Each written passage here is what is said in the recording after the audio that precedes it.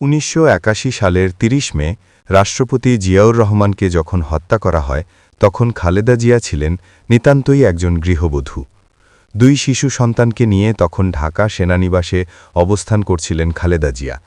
রাজনৈতিক দল হিসাবে বিএনপি তখন বিপর্যস্ত এবং দিশেহারা।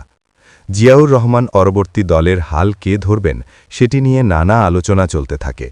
বিএনপি নেতারা তখন দ্বিধাগ্রস্ত এবং তাদের মধ্যে কোন দলও ছিল প্রবল। রাষ্ট্রপতি জিয়াউর রহমানকে হত্যার পর ভাইস প্রেসিডেন্ট বিচারপতি আব্দুস সাত্তারকে অস্থায়ী প্রেসিডেন্টের দায়িত্ব নিলেন। মিস্টার সাত্তারের বয়স তখন আনুমানিক ৭৮ বছর। তখনকার রাজনীতিতে মিস্টার সাত্তারকে একজন বৃদ্ধ এবং দুর্বল চিত্তের ব্যক্তি হিসাবে মনে করা হতো।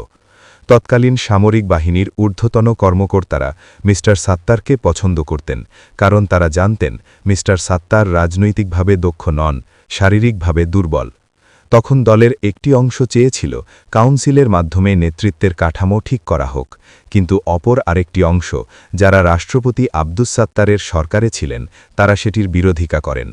প্রয়াত বিএনপি নেতা মওদুদ আহমদ তার চলমান ইতিহাস জীবনের কিছু সময় কিছু কথা বইতে লিখেছেন।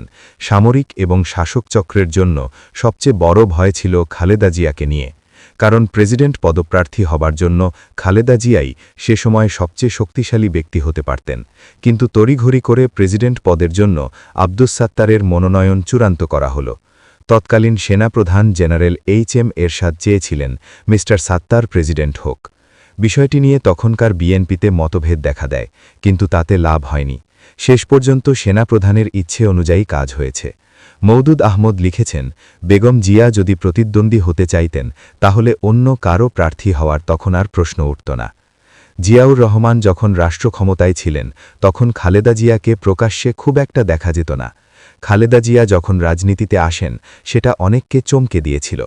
সিনিয়র সাংবাদিক শফিক রেহমান তার সংগ্রামী নেত্রী খালেদা জিয়া শীর্ষক লেখায় তাকে বর্ণনা করেছেন এভাবে, জিয়াউর রহমান ক্ষমতাসীন হলেও লাজুক গৃহবধূ রূপে তার 2 ছেলে তারেক রহমান পিনো এবং আরাফাত রহমান কোকোকে নিয়ে সাংসারিক কাজে ব্যস্ত ছিলেন। রাজনীতির প্রতি অনীহা। বিচারপতি আব্দুস সাত্তারের বার্ধক্য এবং দল পরিচালনা নিয়ে অসন্তোষের কারণে তৎকালীন বিএনপির একাংশ খালেদা জিয়াকে রাজনীতিতে আনার পরিকল্পনা করেন, কিন্তু রাজনীতির প্রতি খালেদা জিয়ার তেমন কোনো আগ্রহ ছিল না। রাজনৈতিক পর্যবেক্ষকদের মতে এর কয়েকটি কারণ ছিল। প্রথমত, জিয়াউর রহমানের হত্যাকাণ্ড তার মনে গভীর দাগ কেটেছিল এবং তিনি মানসিকভাবে সে ধকল কাটিয়ে উঠতে পারছিলেন না। দ্বিতীয়ত, খালেদা জিয়ার রাজনীতিতে আসার ব্যাপারে পারিবারিক দিক থেকে তেমন কোনো উৎসাহ ছিল না। তাছাড়া রাজনৈতিক ভাগ্য তাকে কোথায় টেনে নিয়ে যায় সেটি নিয়েও হয়তো খালেদা জিয়ার মনে চিন্তা ছিল। খালেদা জিয়ার জীবন নিয়ে প্রয়াত সাংবাদিক Mahfuzullah Begum Khaleda Zia her life her story বই লিখেছেন। বছর 3 আগে যখন তিনি বেঁচে ছিলেন তখন বিবিসি বাংলাকে বলেছিলেন, জিয়াউর রহমানের আকস্মিক হত্যাকাণ্ড তার মনের মধ্যে এক ধরনের অনিশ্চয়তা তৈরি করেছিল। তিনি হয়তো ভাবতে শুরু করেছিলেন যে রাজনীতি হয়তো মানুষকে এ ধরনের করুণ পরিণতির দিকে ঠেলে নিয়ে যায়। রাজনীতির কঠিন পদযাত্রা সামলাতে পারবেন কিনা সেটি নিয়েও তার মনে প্রশ্ন ছিল। তাছাড়া পারিবারিকভাবে তার পিতা মেয়ের রাজনীতির ব্যাপারে খুব একটা আগ্রহী ছিলেন না। এ সময় দলের কর্মীরা রাজনীতিতে আসার জন্য দিনের পর দিন খালেদা জিয়াকে বোঝানোর চেষ্টা করেন। তিনি দলকে হাল না ধরলে দল টিকবে না বলেও অনেকে বলেন।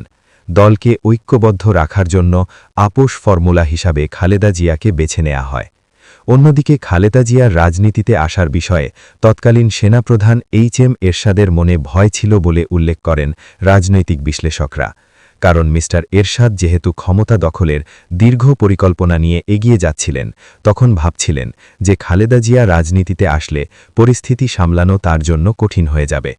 সাংবাদিক মাহফুজুল্লাহ 2019 সালের শুরুর দিকে বিবিসি বাংলাকে বলেন, খালেদা জিয়াকে রাজনীতিতে আসার ব্যাপারে গুরুত্বপূর্ণ ভূমিকা রেখেছিলেন কর্নেল অবসরপ্রাপ্ত আকবর হোসেন, সাবেক সামরিক কর্মকর্তা নুরুল ইসলাম শিশু এবং AQM বদরুজ্জোদা চৌধুরী। এছাড়া নজরুল ইসলাম খান এবং জমিরুদ্দিন সরকারের ভূমিকাও গুরুত্বপূর্ণ বলে উল্লেখ করেন মাহফুজুল্লাহ। কর্নেল অবসরপ্রাপ্ত আকবর হোসেন পরবর্তীতে বিএনপি সরকারের মন্ত্রী হয়েছেন। নুরুল ইসলাম শিশু ছিলেন প্রেসিডেন্ট জিয়াউর রহমানের সবচেয়ে ঘনিষ্ঠ সহচর। এছাড়া AQM বদরুজ্জোদা চৌধুরী পরবর্তীতে বিএনপি সরকার মন্ত্রী এবং বাংলাদেশের রাষ্ট্রপতি হয়েছেন। মওদুদ আহমদ তার বইতে দাবি করেন, খালেদা জিয়াকে রাজনীতিতে সক্রিয় করার ক্ষেত্রে যাদের অবদান ছিল তিনি তাদের মধ্যে একজন।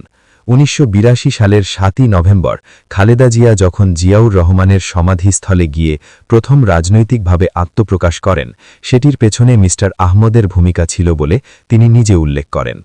কর্মী থেকে দলের চেয়ারম্যান।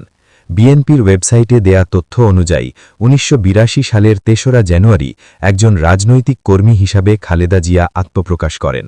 সেদিন তিনি বিএনপির প্রাথমিক সদস্যপদ লাভ করেন। একই বছর ৭ই নভেম্বর জিয়াউর রহমানের সমাধিস্থলে শ্রদ্ধা নিবেদন করতে গিয়ে খালেদা জিয়া প্রথম বক্তব্য রাখেন। বিএনপি সময় অসময় বইতে লেখক মহিউদ্দিন আহমদ লিখেছেন, বিএনপিতে যোগ দেবার পর থেকে খালেদা জিয়া বিভিন্ন রাষ্ট্রীয় অনুষ্ঠানে হাজির হওয়া শুরু করেন। মি আহমদ লিখেছেন, ১৯৮২ সালের ২৮শে জানুয়ারি শেরেবাংলা নগরে জাতীয় সংসদের নতুন ভবনের উদ্বোধনী অনুষ্ঠানে রাষ্ট্রপতি আব্দুস সাত্তার এবং প্রধানমন্ত্রী শাহ আজিজুর রহমানের সাথে খালেদা জিয়াও উপস্থিত ছিলেন। ১৯৮২ সালের ২১শে জানুয়ারি বিএনপির চেয়ারম্যান নির্বাচনের তারিখ ঘোষণা করা হয়। দলের মধ্যে তখন এ নিয়ে বিভক্তি। দলের তরুণ অংশ চেয়েছিল খালেদা জিয়া দলপ্রধান হোক, অন্যদিকে রাষ্ট্রপতি আব্দুস সাত্তারকে বিএনপির প্রধান হিসাবে দেখতে আগ্রহী ছিল তৎকালীন সেনাপ্রধান জেনারেল HM এরশাদ।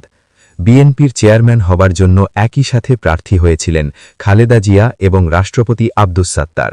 বিএনপির ওয়েবসাইটে তখনকার ঘটনা বর্ণনা তুলে ধরে বলা হয়েছে, এর ফলে এক বিব্রতকর অবস্থার সৃষ্টি হয়। বিচারপতি আব্দুস সাত্তার দুবার খালেদা জিয়ার বাসায় যান। বেগম খালেদা জিয়া তাকে তরুণ নেতৃত্বের মনোভাবের কথা জানান। এ সময় বিচারপতি সাত্তার খালেদা জিয়াকে দলের সহসভাপতির পদ এবং দেশের ভাইস প্রেসিডেন্ট হিসাবে দায়িত্ব গ্রহণের অনুরোধ করেন, কিন্তু বেগম জিয়া ব্যক্তিগত কারণে তা গ্রহণ করেননি। অবশেষে বিচারপতি সাত্তারের সাথে দীর্ঘ আলোচনার পর বেগম খালেদা জিয়া চেয়ারম্যান পদ থেকে তার প্রার্থীপদ উত্তহার করার সিদ্ধান্ত নেন। ১৯৮২ সালের ২৪শে মার্চ তৎকালীন সেনাপ্রধান HM এরশাদ এক সামরিক অভ্যুত্থানের মাধ্যমে রাষ্ট্রপতি আব্দুস সাত্তারকে ক্ষমতাচ্যুত করেন। তখন রাজনীতিতে মি সাত্তারের আর কোনো মূল্য থাকেনি। তার বার্ধক্য, অসুস্থতা এবং নিষ্ক্রিয়তার কারণে দল থেকে তিনি আড়ালে পড়ে যান। মি সাত্তার আনুষ্ঠানিকভাবে বিএনপির চেয়ারম্যান থাকলেও দল পরিচালনায় খালেদা জিয়ার প্রভাব বাড়তে থাকে।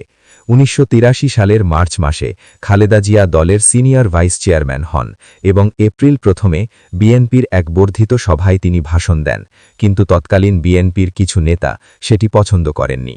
বিএনপির সেই অংশটি ভিন্ন আরেকটি জায়গায় বৈঠকের আয়োজন করে। সিনিয়র ভাইস চেয়ারম্যান হিসাবে দায়িত্ব পালনের কয়েক মাস পরেই খালেদা জিয়া দলের প্রাপ্তভার চেয়ারম্যান হন। এ সময় এরশাদ বিরোধী আন্দোলনে সক্রিয় হয়ে ওঠেন তিনি। এরপর ১৯৮৪ সালের ১০ই মে খালেদা জিয়া বিএনপির চেয়ারম্যান নির্বাচিত হন। মওদুদ আহমদ লিখেছেন, খালেদা জিয়া দলের চেয়ারম্যান হন, এটি সামরিক নেতারা, ২ গোয়েন্দা বিভাগ এবং মন্ত্রিসভার ২ গ্রুপ কেউ চায়নি। প্রভুদের এবং নিজেদের স্বার্থ রক্ষার জন্য প্রধানমন্ত্রী শাহ আজিজ অনেকটা জোর করেই বিচারপতি সাত্তার দিয়ে মনোনয়নপত্রে সই করান। খালেদা জিয়া যদি তখন বিএনপির হাল না ধরতেন তাহলে বিএনপি নিঃসন্দেহে গভীর সংকটে পতিত হতো বলে মাহফুজুল্লাহ মনে করেন।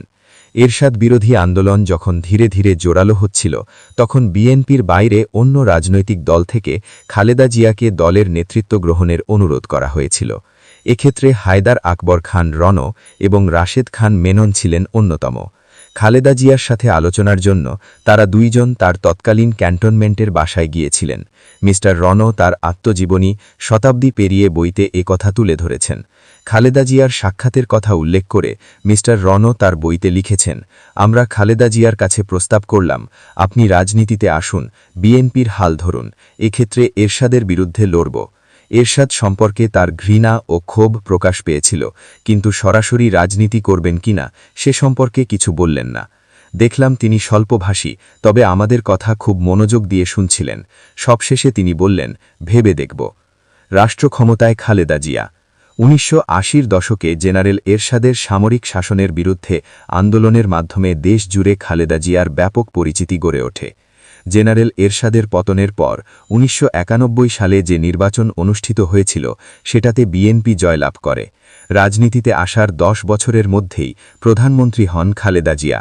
এরশাদ বিরোধী আন্দোলনের সময় তাকে কয়েকবার আটক করা হলেও আন্দোলন থেকে সরে যাননি বিএনপি চেয়ারপারসন। খালেদা জিয়া তার রাজনৈতিক জীবনে যতগুলো নির্বাচনে অংশগ্রহণ করেছেন তার সবগুলোতেই জয়লাভ করেন। খালেদা জিয়ার শাসন আমল ১৯৯১ থেকে ৯৬ এবং ২০০১ থেকে ২০০৬ এই দুই ভাগে ভাগ করেন অনেক রাজনৈতিক পর্যবেক্ষক। ২০০১ সালে ক্ষমতায় আসার পর থেকে খালেদা জিয়ার সরকার একের পর এক বিতর্কের মুখে পড়ে। সেই বিতর্ক থেকে তার দল ও সরকার আর বেরিয়ে আসতে পারেননি। শেষ পর্যন্ত বাংলাদেশের রাজনীতিতে সেনাবাহিনীর হস্তক্ষেপ ঘটে। ২০০৮ সালের নির্বাচনে খালেদা জিয়ার দলের বিএনপির ব্যাপক ভরাডুবি হয়। এরপর থেকে দলটি রাজনৈতিকভাবে আর ঘুরে দাঁড়াতে পারেনি। ২০১৪ সালের ৫ই জানুয়ারি নির্বাচন বর্জনের পর বিএনপি রাজনৈতিকভাবে অনেকটা চাপে পড়ে যায়। খালেদা জিয়ার সামনে সবচেয়ে বড় চ্যালেঞ্জে সে হাজির হয় তার বিরুদ্ধে করা দুর্নীতির